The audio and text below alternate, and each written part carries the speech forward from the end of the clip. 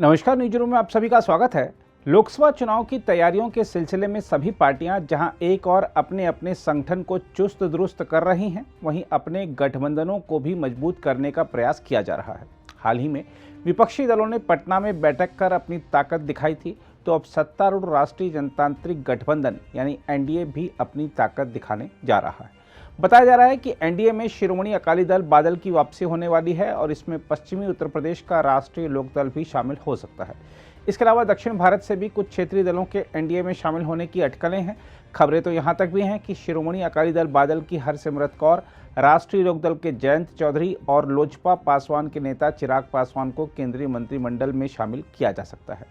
दक्षिण भारत से भी एक बड़े फिल्मी सितारे के मंत्रिमंडल में शामिल होने की संभावना जताई जा रही है। बीजेपी के शीर्ष नेतृत्व के बीच इस समय गहन मंथन का दौर चल रहा है, जिसमें यह तय किया गया है कि संगठन और मंत्रिमंडल में जल्द ही फेरबदल किया जाएगा और एनडीए को भी मजबूत किया जाएगा।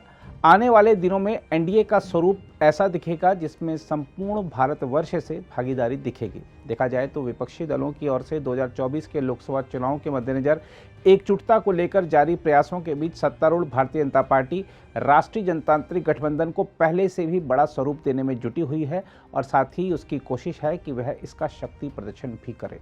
बीजेपी सूत्रों ने कहा है कि एनडीए की बढ़ती ताकत को रेखांकित करने के लिए जल्द ही एक बैठक होने की उम्मीद है। इसके जरिए इस धारणा को दूर किया जाएगा कि उद्धव ठाकरे के नेतृत्व वाली शिवसेना और जनता दल यूनाइटेड जैसे कुछ सबसे पुरानी सहयोगियों के जाने से भगवा पार्टी के पास कोई बड़ा साझेदार नहीं है। इसके अलावा केंद्रीय मंत्रिपरिषद में संभावित फेरबदल में बीजेपी की कोशिश उन सभी सहयोगियों को भी शामिल करने की है जिन्हें हाल के दिनों में बीजेपी का साथ मिला है। अभी प्रधानमंत्री नरेंद्र मोदी की मंत्रिपरिषद में सहयोगी दलों के 3 सदस्य ही हैं। आरएलजेपी के पशुपति कुमार पारस एकमात्र कैबिनेट सदस्य हैं, जबकि अपना दल की अनुप्रिया पटेल और आरपीआई के रामदास अठावले राज्य मंत्री हैं।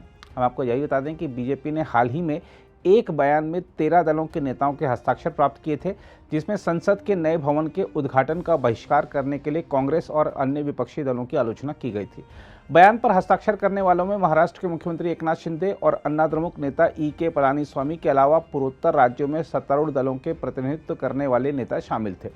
यही नहीं, सरकार को समान नागरिक संहिता के मुद्दे पर शिवसेना, यूबीटी और आम आदमी पार्टी का समर्थन भी मिल चुका है। सूत्रों ने बताया है कि एकनाथ शिंदे ने राष्ट्रीय राजधानी के संक्षिप्त दौरे के दौरान गुरुवार देर रात बीजेपी के वरिष्ठ नेताओं से मुलाकात की थी। एजेंडे में क्या था इस पर कोई स्पष्टता नहीं है, लेकिन ऐसा माना जा रहा है कि केंद्रीय मंत्रिपरिषद में संभावित फेरबदल और महाराष्ट्र मंत्रिमंडल के बहुप्रतीक्षित विस्तार पर चर्चा हुई। इसके अलावा बीजेपी बिहार में आरजेडी और जेडीयू खेमे के छोटे दलों को अपने साथ जोड़ने के लिए मेहनत कर रही है ताकि राज्य में अपनी ताकत को मजबूत कर सके। बिहार के सत्ताधारी गठबंधन के पक्ष में एक मजबूत सामाजिक समीकरण भी है, इसलिए बीजेपी की नज़र उस गठबंधन के छोटे दलों पर लगी हुई है। जेडीयू छोड़कर एक बार फिर अपनी पार्टी बनाने वाले पूर्व केंद्रीय मंत्री उपेंद्र कुशवाहा और पूर्व मुख्यमंत्री जीतन राम मांझी, जिनके बेटे ने हाल ही में राज्य सरकार से मंत्री पद से इस्तीफा दे दिया था, उन्होंने गृह मंत्री अमित शाह और पार्टी अध्यक्ष जेपी नड्डा सहित बीजेपी के राष्ट्रीय नेतृत्व से मुलाकात की है। मांझी की पार्टी तो एनडीए में लौट भी आई है। बीजेपी इसके साथ ही लोजपा रामविलास नेता चिराग पासवान को भी गठबंधन में वापस लाना चाहती है, मंत्री बनाना चाहती है, जिन्हें उनके पिता और दिग्गज दलित नेता रामविलास पासवान के राजनीतिक उत्तराधिकारी के रूप में देखा जा रहा है। इसके अलावा जेडीयू बिछोड़कर बीजेपी में शामिल होने वाले पूर्व केंद्रीय मंत्री आरसीपी सिंह के बारे में भी अटकलें हैं कि उनकी भी केंद्रीय मंत्रिमंडल में वापसी हो सकती है। बहरहाल सत्तारूढ़ बीजेपी इस महीने कुछ महत्वपूर्ण संगठनात्मक बैठकें करने जा रही है। ऐसे में उम्मीद की जा रही है कि उसका ध्यान अपने सहयोगियों को एक साथ लाने पर होगा।